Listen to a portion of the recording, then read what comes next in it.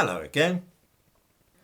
Some of us, and I must plead guilty to this myself and ask for 48 similar offences to be taken into consideration, have criticised Home Secretary Priti Patel for her stance on immigration and hinted that the fact that she comes from an immigrant family herself might colour her views on the subject.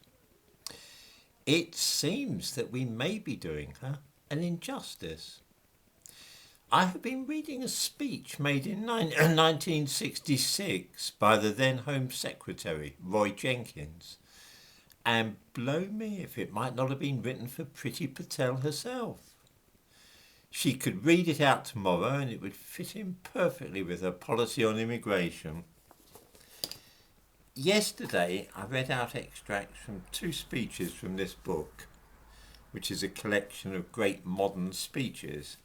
I want to read out just one more piece from this book and then I promise I shall lay off it for a while. Roy Jenkins, who was Home Secretary between 1965 and 1967, was one of the architects of what we call the permissive society, legalising sodomy, abortion and so on, making divorce easier, allowing pornography to be more easily published, all that kind of thing. It seemed such a good idea at the time, but we're reaping the ill effects of it now, of course.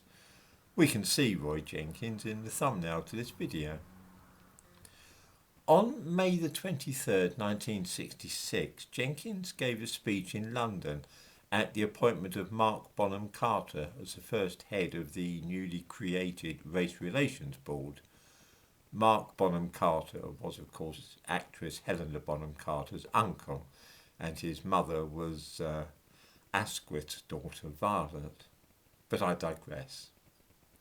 Let me quote a few bits from that speech in which Roy Jenkins explained to the general public the many, various and great advantages to Britain of immigration from Africa, Asia and the Caribbean.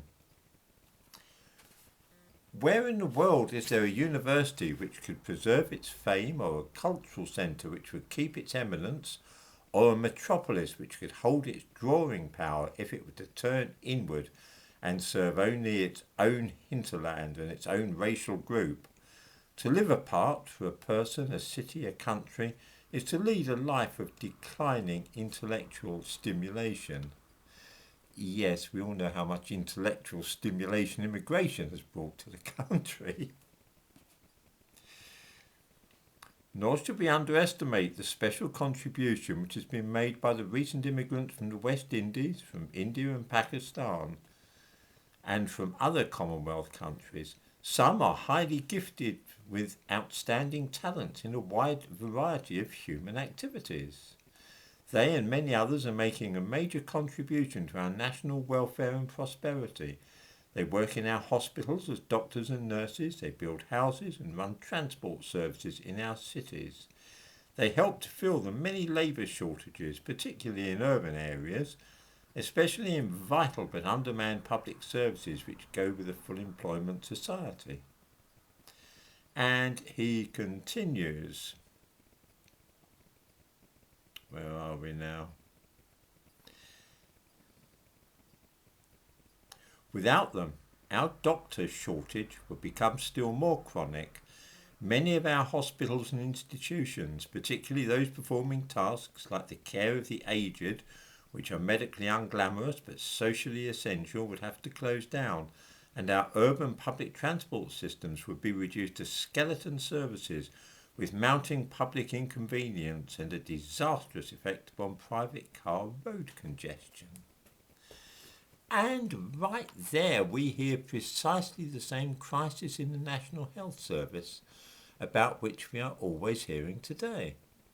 A shortage of doctors which can only be solved by recruiting doctors from third world nations, and the need to get people from abroad to look after our ageing population in care homes, what Jenkins refers to as the care of the aged. Word for word, idea for idea, this speech is exactly the same in all respects as those being made today.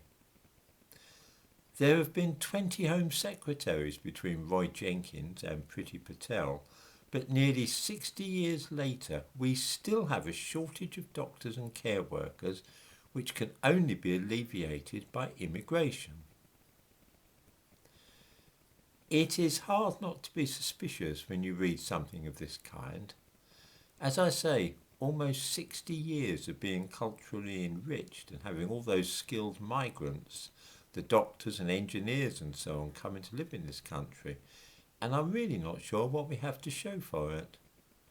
The shortage of doctors to which Roy Jenkins referred to in 1966 is still apparently with us, as is the ageing population who would be unattended were it not for those same immigrants who keep our railways running. There really is something a little fishy about this.